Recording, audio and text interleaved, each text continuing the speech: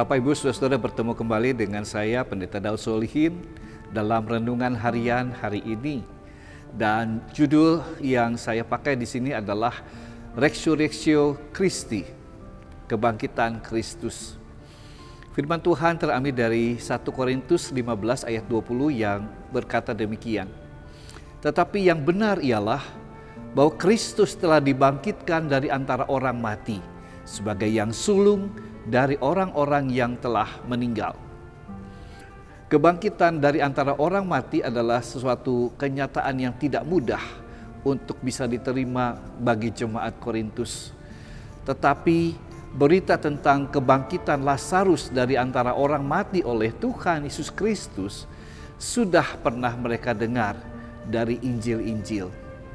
Nah, inilah yang menjadi suatu pergumulan dari Paulus untuk mendorong jemaat-jemaat di kota Korintus beriman kepada kebangkitan Yesus Kristus yang juga akan membangkitkan mereka dari kematian pada waktu kedatangan kembali. 1 Korintus 15 ayat 23 mengatakan, tetapi tiap-tiap orang menurut urutannya. Kristus sebagai buah sulung, sesudah itu mereka yang menjadi miliknya pada waktu kedatangannya.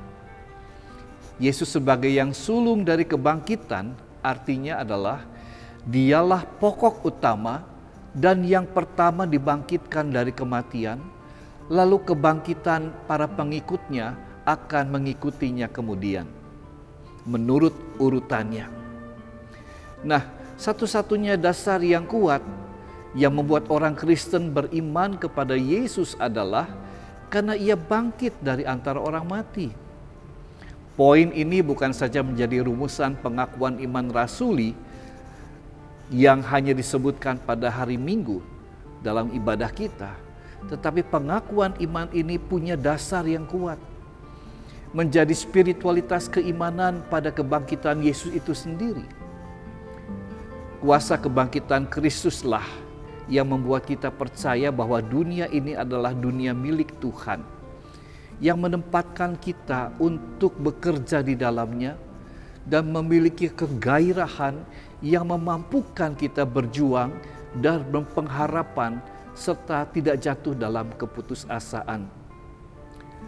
Bapak Ibu Saudara, salah satu dampak dari masalah rutinitas adalah kita kehilangan sense, kehilangan rasa, penghayatan, atau memaknai kegiatan sehari-hari dalam spiritualitas.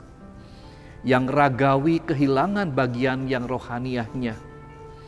Dampaknya adalah kehidupan ini berjalan tanpa makna yang mendewasakan esensi kehidupannya itu sendiri. Contohnya, kita bekerja dari Senin sampai Jumat, walaupun mungkin ada yang tetap bekerja pada hari Sabtu. Tetapi rutinitas bekerja dari Senin sampai Jumat kadang tidak memberi makna tertentu buat spiritualitas kita. Kita tidak memaknai bahwa pekerjaan yang kita lakukan adalah pekerjaan yang menjalin erat dengan upaya mengikut sertakan diri kita dalam bagian shalom, dalam bagian damai sejahtera Tuhan Allah bagi dunia ini.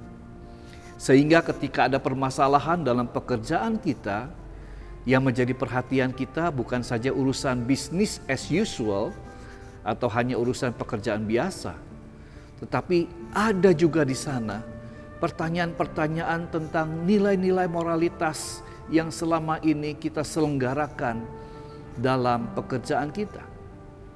Nilai-nilai etis apa yang tidak lagi kita utamakan, kita kurang hargai, dan kita kurang keperjuangkan untuk kita lakukan bersama.